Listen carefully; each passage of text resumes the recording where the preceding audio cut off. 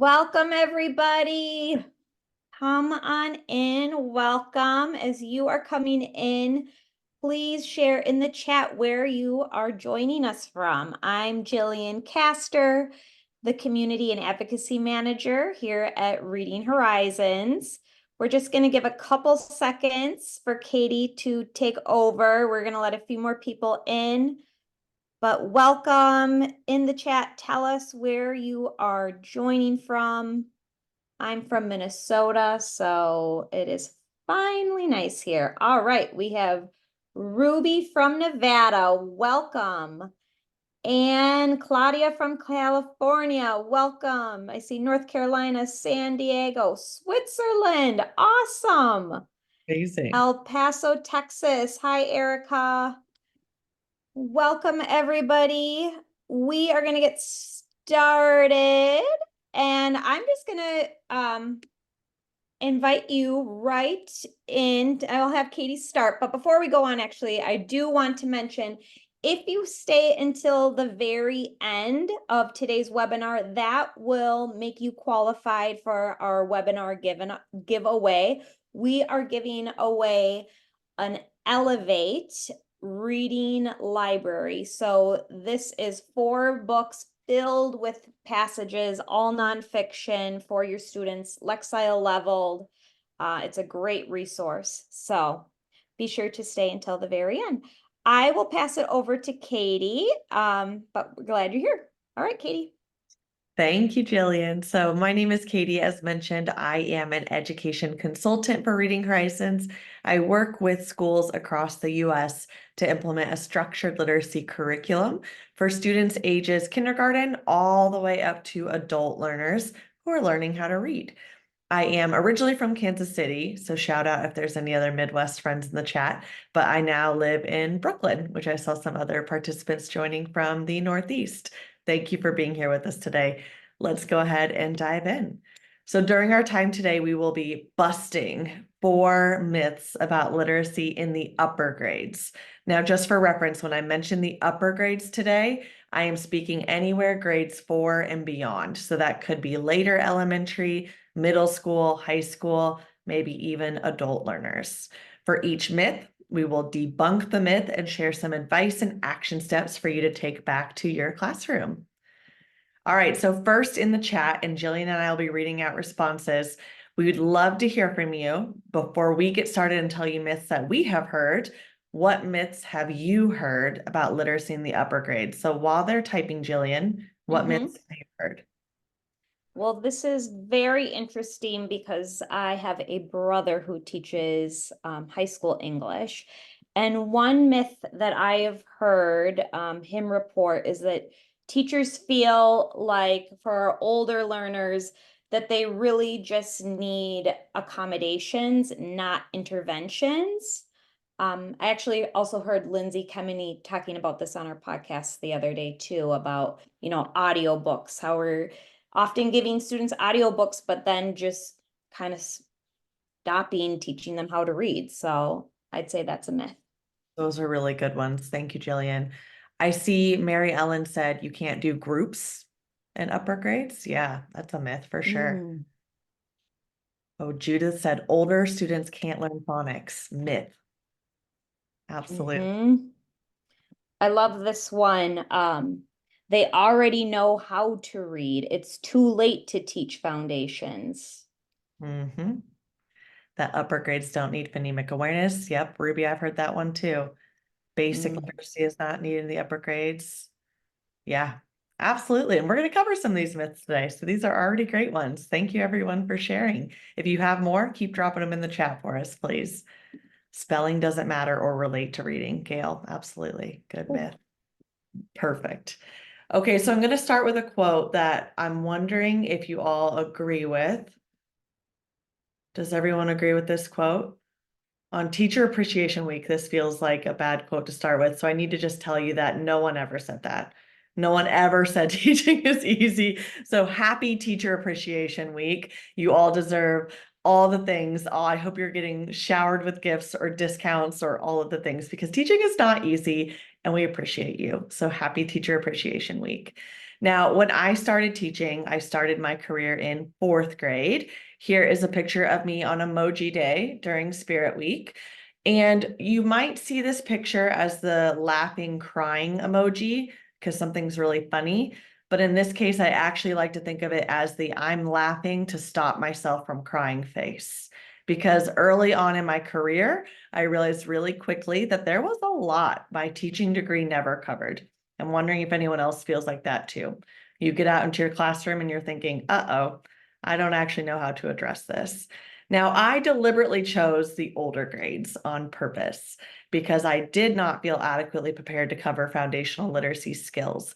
In fourth grade, I was like, yes, let's go. Let's dive into complex text, morphology, chapter book studies. And I thought all of my students would come into my classroom with that solid foundation in reading, good to go. However, my benchmark testing scores revealed a very different reality year after year.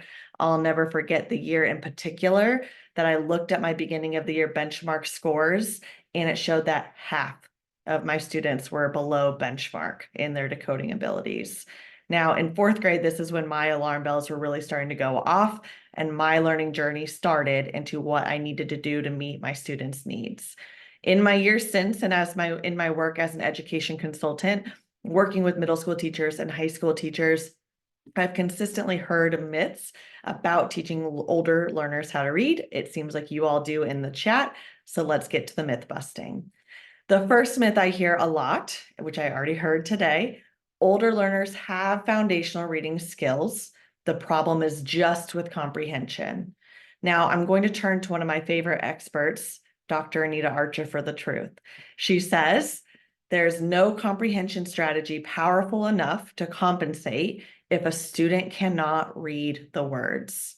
We know that comprehension is significantly affected when students lack foundational skills. If students have a low accuracy rate while they are reading, they aren't going to be able to comprehend what they just read. Think about if you were trying to make sense of a text where you were only able to read 85% of the words accurately. You're most likely missing some pretty big connecting details with the 15% of words that you couldn't decode. There's also an issue here with cognitive bandwidth. If a student is spending all of their mental energy trying to decode their way through text, they won't be able to think about the meaning of the text. Now, in my classroom, I had a weekly test every week that I had to administer to my students. And I would go to my student intervention team meetings and I would always say, just let me read the text to them. If I read the text to them, they'll be able to comprehend it and they'll ace their test. Here's what I was missing. The simple view of reading from Goff and Tumner clarifies that reading comprehension cannot occur without strong decoding and language comprehension abilities. Now, as you see on this graphic, decoding the text and language comprehension, it's a product, not a sum. So 0 times 1 is what? 0. So what that means is a strength in one area cannot make up for a deficit in another. The decoding has to be solid in order to get to reading to gain meaning. The students I was helping, they had strong language comprehension skills. However, when asked to read the passage independently, they could not decode, so they could not comprehend it. So the intervention shouldn't have been a read aloud like I was begging for in these meetings. I instead needed to use an explicit foundational literacy curriculum. Now, this is when I started to panic, as you see on this slide here, because I didn't know what to do when it came to decoding. So I turned to Google for guidance. And if you've ever found yourself searching, how do I teach a student to read? Please know that you're not alone. I think I would even go like incognito mode on my Chrome browser because I felt really embarrassed that I didn't know what I was doing. I often had the thought of, I should have learned this in college, but I didn't. Or maybe I learned it and it didn't click. One way or another, there's no shame in this. We are all working to improve ourselves as educators, and it is a lifelong process. There are a lot of resources out there that have helped me that I wanted to spread to you. There's online educator communities that'll help provide valuable insight. I know one thing that really helped me in my journey was podcasts. There's one I really like called Literacy Talks. It's a first grade teacher, Lindsay Kemeny, that Jillian was actually just talking about, a college professor that works with pre-service teachers, and a teacher of reading to adult learners, and they all talk about literacy topics in a really relatable and easy to digest way. And I found that a podcast was a really non-judgmental way for me to begin my learning process. There are educational communities out there, like on Facebook or Twitter or X. I know on my X, I can never know what to call it anymore. I have a great community of people that like to talk about literacy topics on there. And then I just finished a great book called Seven Mighty Moves. This one is geared a little more towards primary, but there are a lot of great books out there like this that are quick and easy reads. There are also groups out there like the Reading League where you could do book studies. So it's a nice way to kind of check in chapter by chapter and have discussions on what you're reading. One way or another, there are a ton of resources out there if you're working to provide a foundational literacy intervention and you want to do some more learning. So that myth, it's busted. Get it out of there. Myth number 2, foundational literacy materials are too juvenile for older learners. Now, sometimes this one is true, right? If we are trying to use materials that were designed for younger learners only. We do not want to put a book in front of an 8th grader that has rainbows and unicorns all over it. That is extremely unmotivating for that student. So let's look at some resources that were designed with the older learner in mind. The first one I want to talk about is something we often hear about in primary classrooms, which is decodable text. The purpose of a decodable text is to reinforce phonics patterns and letter sound correspondence. They focus on specific decoding skills. So if I'm working with my older learners and we're working on the long vowel pattern of vowel consonant E, I would want to practice in text like this with words like June and Jade to help my students to solidify that skill I just taught them. When you're looking for decodable text, you want to make sure that you pick a decodable text that aligns with a phonics scope and sequence, because aligning it to our instruction, that's what makes it decodable.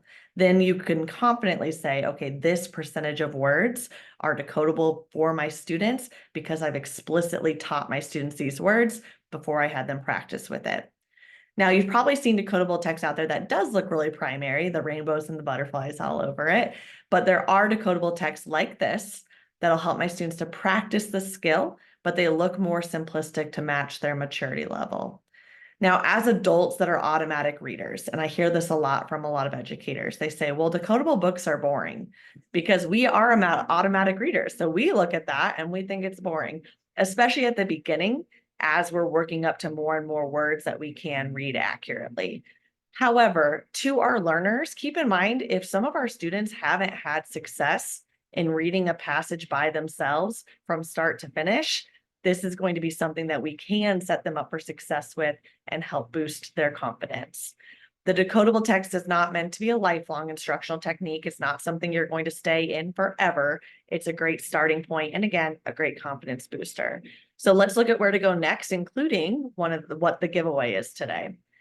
So after you're focusing on decodable words, sentences, and passages, then we can move into high interest text at our students' Lexile levels. These Lexile passages is what we're giving out today at the end of our time. Now, after this piece, we do eventually want to bridge our students back into grade level authentic text. The goal with any intervention for foundational knowledge is to get our students back to grade level text as fast as we can. But as the old adage goes, we'll go as fast as we can and as slow as we must. We're moving from simple to complex using age-appropriate materials each step of the way. And as we're practicing, we're always remembering that we still need to add in vocabulary and embed comprehension each step of the way for practice. This myth is actually why Reading Horizons created their Elevate program, because they wanted to combine a foundational literacy methodology with materials that are specifically built for older learners. There are some other solutions out there, but just know if you're encouraging your district to look for a program for older learners, be sure to ask about the quality and maturity level of the reading practice. It's a really good thing to keep in mind when vetting different materials. So that myth, it's busted. Get it out of here. Myth number 3. I can understand older learners are not motivated to read. I can understand how you might think this one is true. The lack of motivation is something I often felt in my classroom too. Here is when I would see the lack of motivation. Let's say my student or any student gets to a word like this in text and they don't know how to decode it, they don't know how to read it. You might have had students that look at the first couple of letters and start throwing out some guesses based on the first couple of letters. Congratulate, concert, context. Maybe your students take their eyes off of the letters and look around the pictures or the context and start throwing out some guesses like think, wonder, if there even are pictures. Sometimes there aren't pictures for them to rely on. Or even worse, my students might get to a word like this and just shut down and not even try to read it.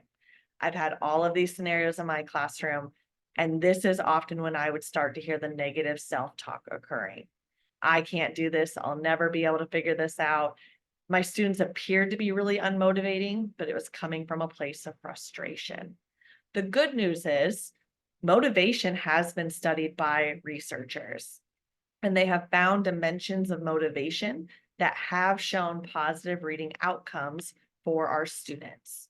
So when it comes to the research, it tells us this: in order to increase student motivation, we need to do two things. We need to increase our students' self-efficacy, their belief that they can learn to read, increasing their confidence with small wins, just like we talked about earlier with the decodable text. The other thing we need to do is reduce the perceived difficulty. Now, that perceived difficulty is exactly what I would hear in that negative self-talk. This is too hard. I'll never be able to do this. Learning to read felt like there were too many rule breakers. The language is too complicated, and it just felt like an impossible feat. I, as a teacher, was really guilty of overcomplicating things just because I didn't know the patterns myself. A really common phrase I would use in my classroom was, I don't know, because English is weird. Maybe some of you have uttered that phrase before too. What I have learned in the years since is that there are dependable patterns in the English language, and by teaching these patterns in a systematic way, we can help it make sense to our students. One way to reduce the perceived difficulty is through the use of a marking system. This is where we are marking and proving how to decode these words. We're going to help make the patterns of the language visually stand out to our learners. So let's take a look at that word again, but with the use of a marking system. Once I've taught my students how to prove it, then I can have them move left to right under the word and mark those vowels. And I've told my students, hey, guess what? Every word or syllable has a vowel or vowel sound, and you need to be aware of that. We're going to arc the PL blend because true blends like this stay together in syllabication. And then we know something about that E on the end of the word. It's silent, right? We have three working vowels in this word, three X's that you see. So we have a 3-syllable word.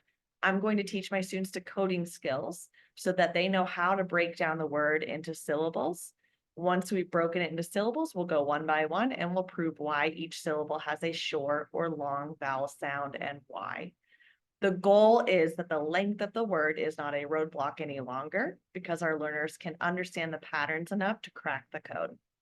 Keep in mind, this is a later example. I would start with shorter words first, moving from simple to complex, and build on as my students are showing proficiency.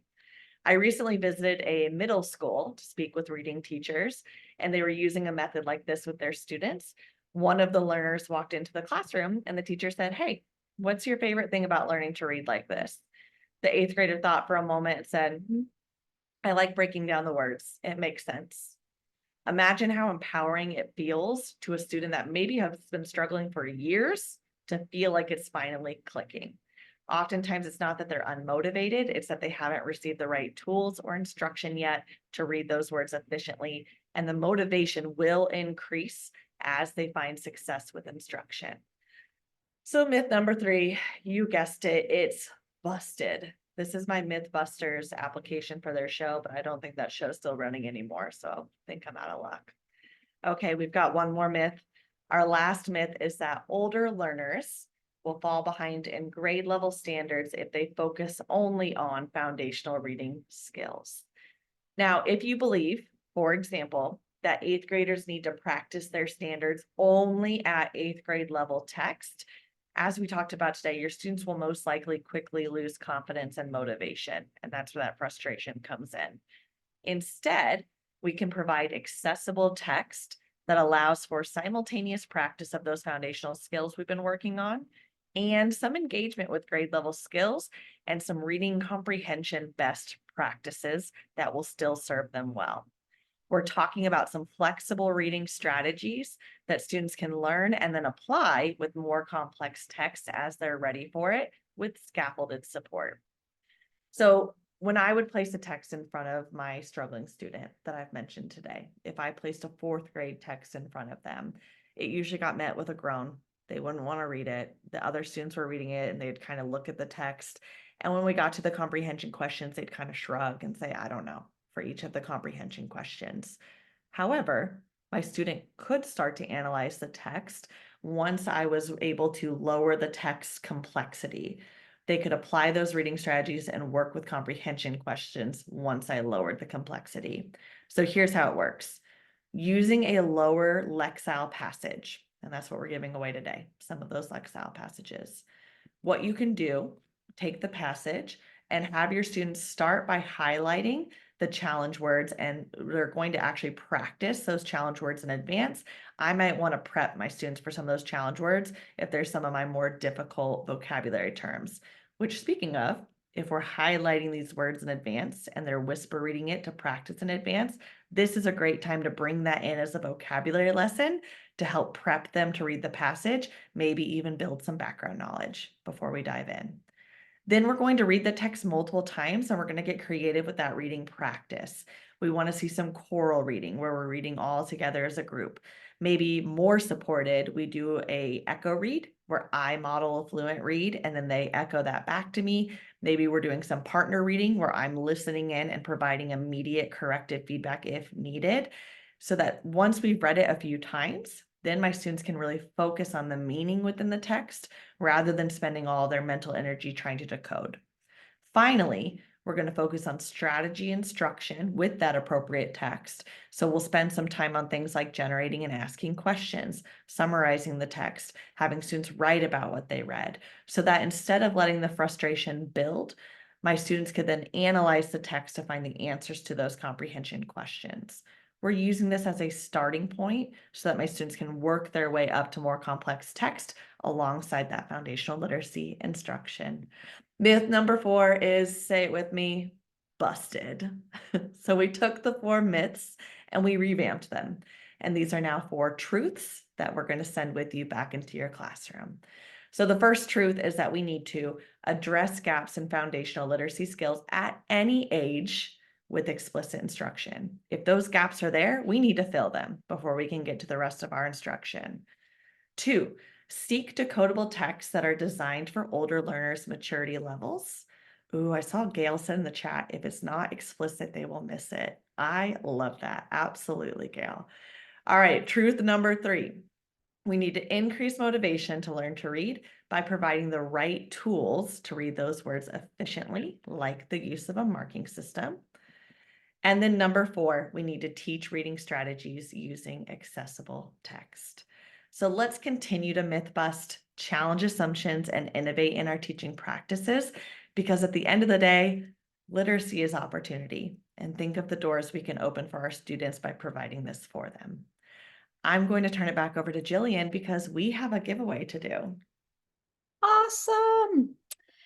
Thank you, everybody. Thank you, Katie. That was so insightful. I love listening about older learners because I taught kindergarten, so it's just so foreign to me. And it's just awesome that they don't have to miss the opportunity to learn to read, even if they are older students. We are doing a giveaway.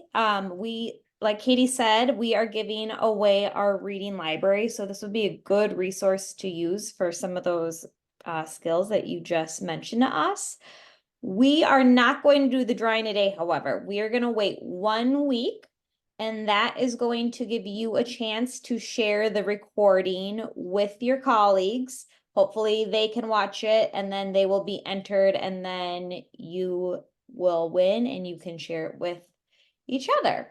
So just be on the lookout for that announcement that one of you will be a winner. We will pick at random.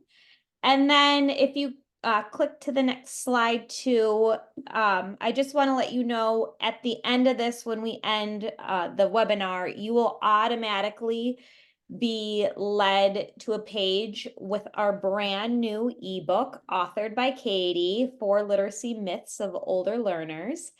And it will also give you the recording, and you will, Jeanette just put in the chat, you will get an email tomorrow with a link to the recording and another email next week with info about the winner. So that is everything. It has been a pleasure, and we're so glad that you are here. Thank you again, teachers. Happy Teacher Appreciation Week. We love you. We are so appreciative of the hard work that you do every day for your students. Truly. All right. Thanks, everyone. Thank you. Bye. Bye.